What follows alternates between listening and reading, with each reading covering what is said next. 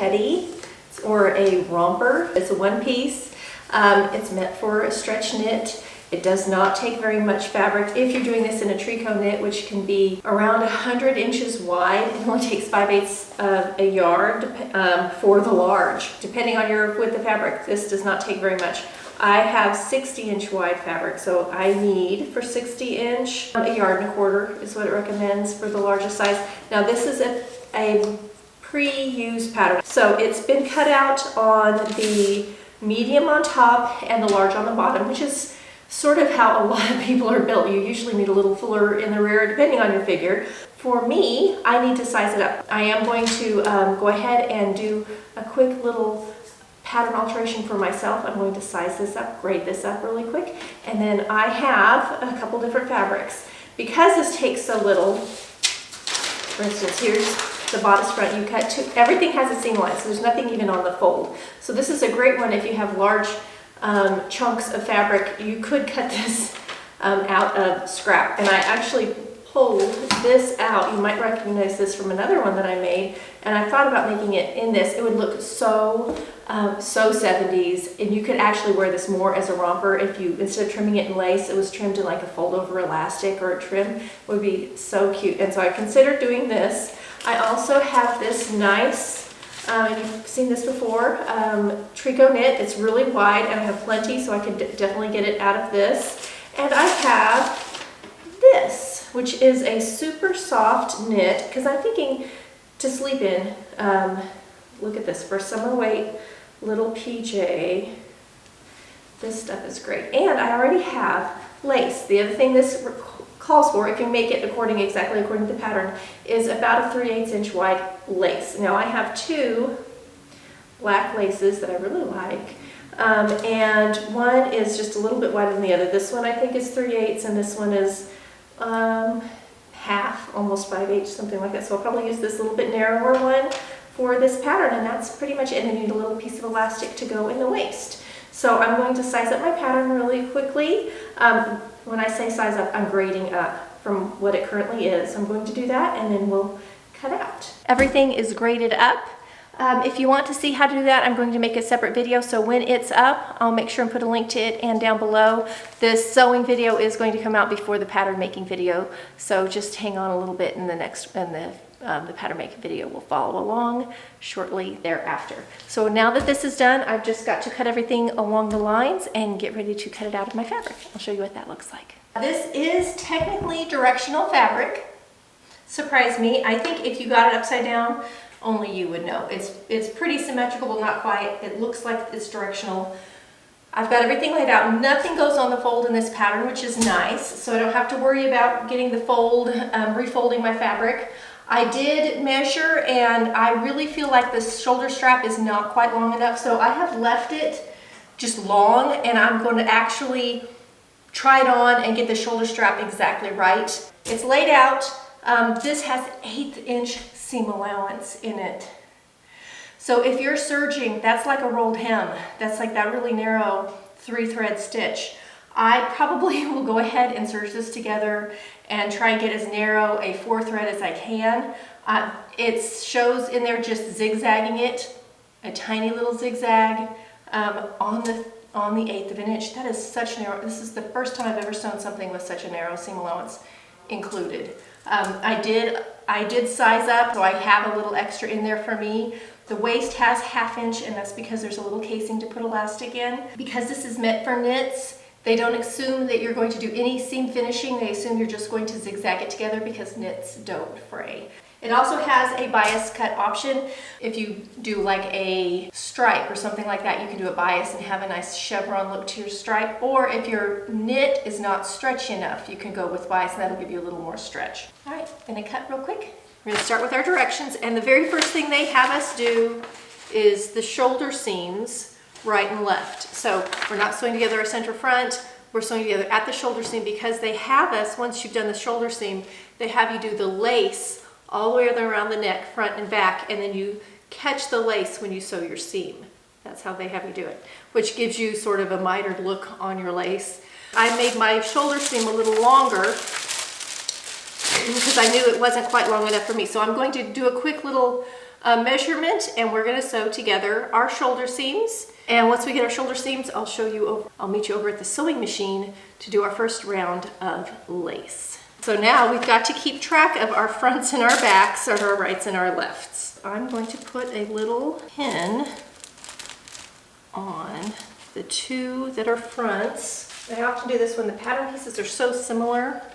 I just mark it with a safety pin or a pin. So I'm just gonna put pins somewhere on the front pattern pieces, so when I'm looking at this, I immediately know, oh, that's my front. Right sides together, just gonna do a little shoulder strap, like so, for both of those. Okay, back in a minute. Here's my little tiny shoulder seam, and now we're at the sewing machine.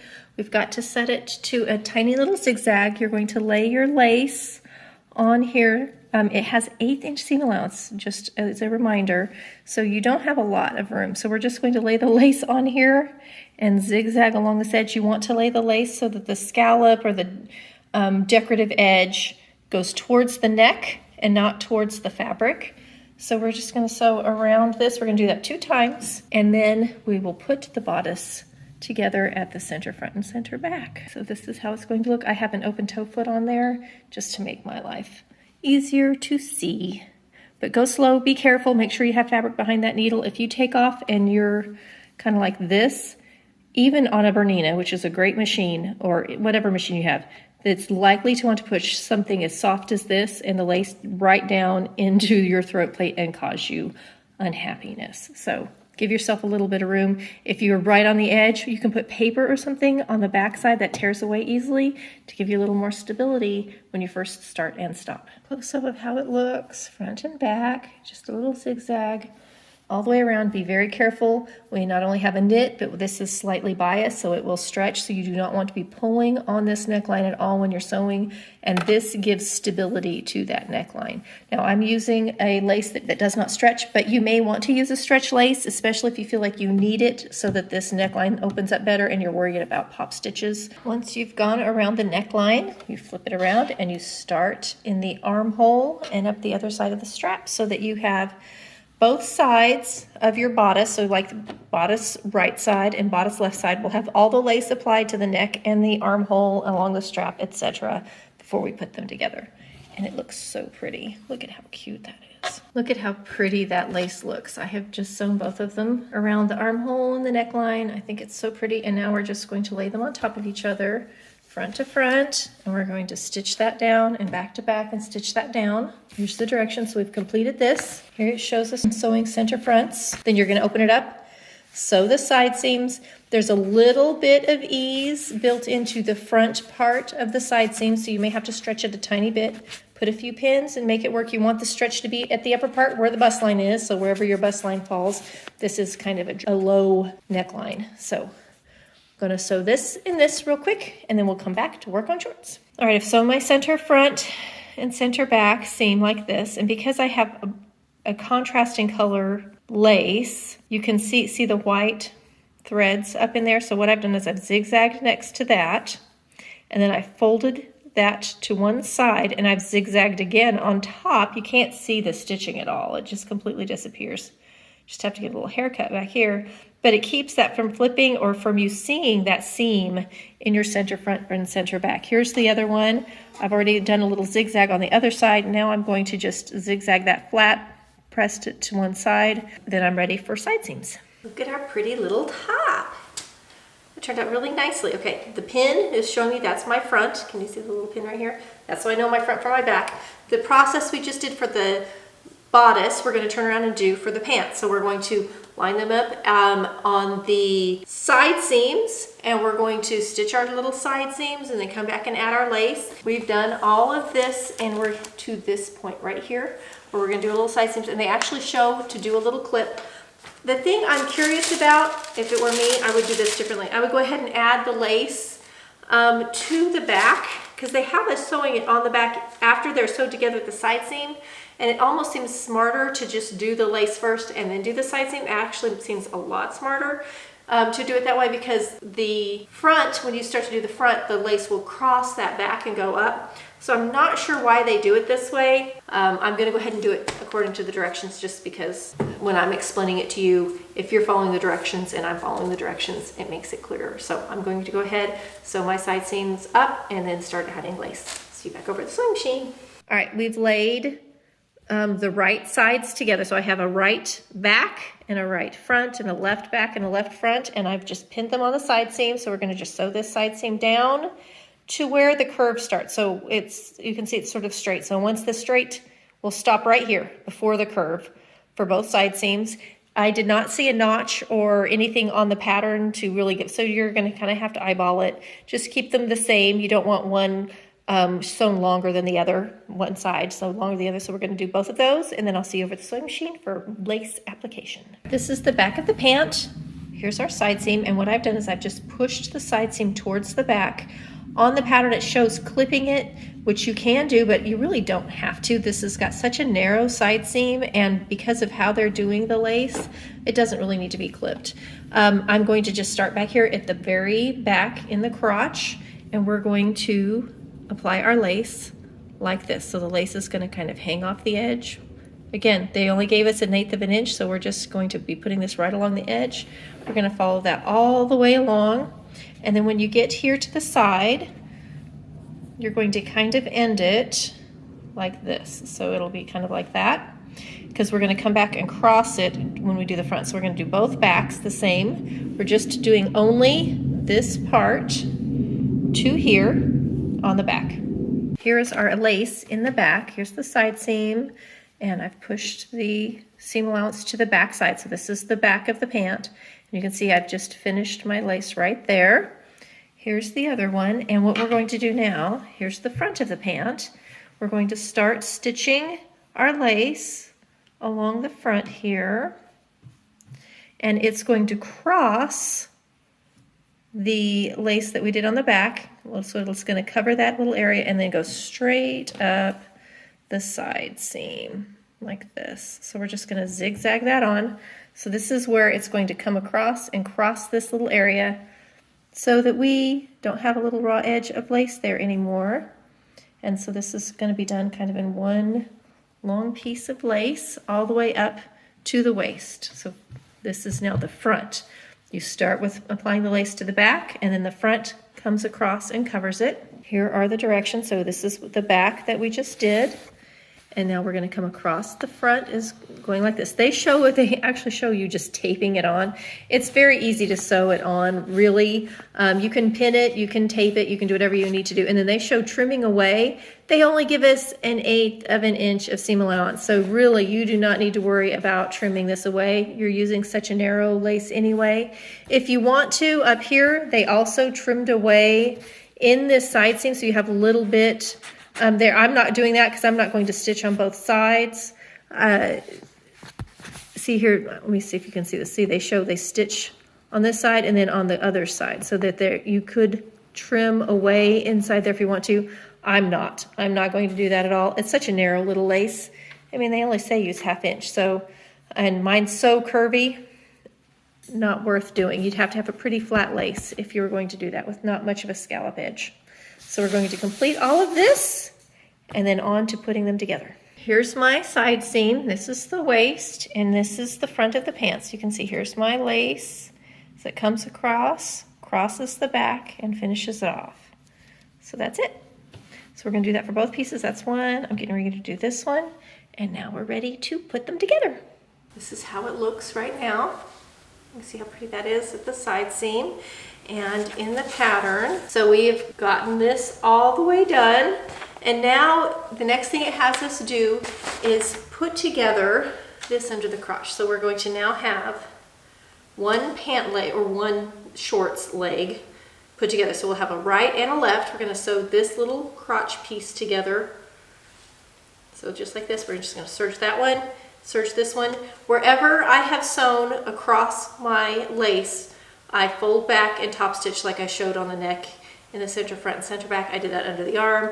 I'm going to do that right here. When I've done it, just stabilizes it and it also keeps it from flipping. So I'm going to just on the lace part, we're going to stitch that. So I'm going to serge both of those, and then we're ready to slide the leg into the leg. So let me stitch those really quick.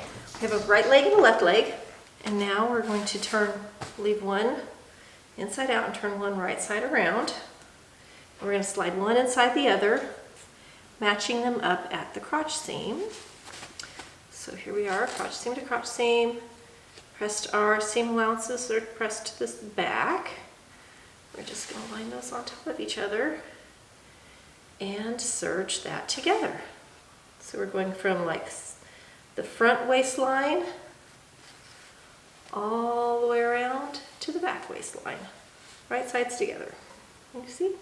So we're going to serge that real quick, and then we'll be ready to put our bodice to our shorts. Let me serge that. I have shorts. So we are now to the part where we're going to show, so waistline to waistline, and that won't be done at the serger, that's going to be done at the sewing machine because we do need a very, very narrow stitch there. We're making a waist casing in that. So we want to make sure we get fronts to front. So here's the front of my shorts, and here is the front of my bodice. So I'm going to line up center front bodice to center front shorts and put a pin in it, right sides together. And then we're going to do the same at the side seams and at the center back. And we're going to stitch around with the tiniest little zigzag at 1/2 inch. That is how that is going to go together. So here's side seam to side seam. So right now I have black thread on there. I do not want to stitch this in black thread because I've been doing the lace. I'm going to switch back over to an ivory for this part. I think I'm completely through with all of my black because I'm done with lace. Unless I want to go back and do something in the center front. A lot of times you'll put a little bow or something. And one of the main reasons you do that, besides it looking cute, is it makes it easy for you to tell the front from the back on something where it's pretty similar front to back. So make sure you do not stretch when you're stitching this. You do not want to pull and stretch this and stretch it out of shape. So it's going to be like this. So you can see my shorts are on the outside and the bodice is down to the inside. They are right sides together, 1/2 inch seam all the way around. It is this right here on your pattern, if you were sewing along with me. And then they go ahead and trim out one of those seam allowances a 1/2 inch because you don't want anything extra bulk when you fold that up for making your casing. So I'll show you that after I get it stitched back in a minute. So I have my waistband sewn, or waist seam, the first seam. We're going to come in now and trim the bodice side seam allowance away. Here's a seam allowance, so I'm going to separate the 2 seam allowances at the waistline seam. Get my handy dandy scissors here and trim it back. And that's just going to make this less bulky on the inside. So here's this shorts, here's the bodice, and this is what we're trimming away. We're going to do that all the way around. Then I'll see you back at the sewing machine. This is the waistline seam. You can see this is the side seam for the shorts. This is the side seam for the bodice. And we're going to start on a side seam. I've already got this stitched and trimmed. So the inside looks like this. Okay, and we've trimmed out on the inside there. So it's pushed up towards the bodice. And we're going to stitch less than 1/2 inch. There's only 1/2 inch seam allowance. So we're going to stitch at about 3/8 of an inch. So here it is, set up the sewing machine. Here's my side seam. I'm going to start just past the side seam, right here. And you want the casing to be wide enough to get your 1/4 inch elastic in. So you can see my elastic will fit. And we're going to do our tiny little zigzag all the way around, leaving a little hole right here at the side seam to feed our elastic in the casing that we're making. So we're making a little casing right now. You have to just make sure that that seam allowance is pushed into the bodice part, into the top as you go around. You don't want to stretch it, you just want to let it be. Don't want to, you'll get a wave if you stretch it too much. So we're just going to kind of let it feed through naturally. If you have an even feed foot like this, that might be a good time to engage it. All right, so this is how it looks as we're just stitching the waistband casing. stitched all the way around. Now I stitched this from the right side. So this is the inside. On the right side, if you match your thread up, you can hardly see it at all. And here's my little opening on the side seam. You could also have left it open on the center back seam. You just don't want to do it on the center front. And I have an opening so I can fish through my skinny little elastic. If you're uncertain about what size to cut your elastic, you can follow the pattern, or you can subtract 2 inches from your waist measurement, or you can just put it around your waist and stretch it gently till it feels comfortable, and that's what you want. Okay, so I'm going to fish this through. I'm going to fish this through, and we are almost done. All right, my garment is done, and all that I'm missing is a little something that I want to put at the front to show that it's the front. Instead of putting a tag in it, I would rather have like a little bow or something in it. I was going to just put a black little ribbon bow. I cannot find any black ribbon of any kind at all anywhere in my house, and I'm not going back out. So I'm going to do a self-tie little bow instead. They actually give directions. It's step 12. It says to cut a strip of your fabric 16 inches by 1. You're going to fold it in half, do a tiny little zigzag down, and then you're going to pull it through. You want to stitch together one side. If you don't stitch together, then that's perfectly fine. You can just make a tube, turn it inside out, and then you can tie little knots in each end, which is perfectly acceptable also. So I'm going to make this little tiny bow real quick, attach it to the front, and then I'll show you the finished garment. All right, I've set it on the dress form first, just so you can kind of get an idea of the shape. Now this is an extra large garment on a small dress form, so I have it all bunched up in the back. It's much larger than the dress form actually, but just so you can kind of see the form and shape. This is how it looks. I do like the little bow in the front. This is not very difficult to sew and was really fun. If you can find something like, there's a lot of patterns out there like this. There's quite a few PDF patterns, so if you go on the hunt for a little teddy or a romper style, this is really a fast, fun project to put together. I think I would like to try this again, and instead of doing all of the lace, do the fold over elastic around it and make it more of a sporty look, something you could throw over.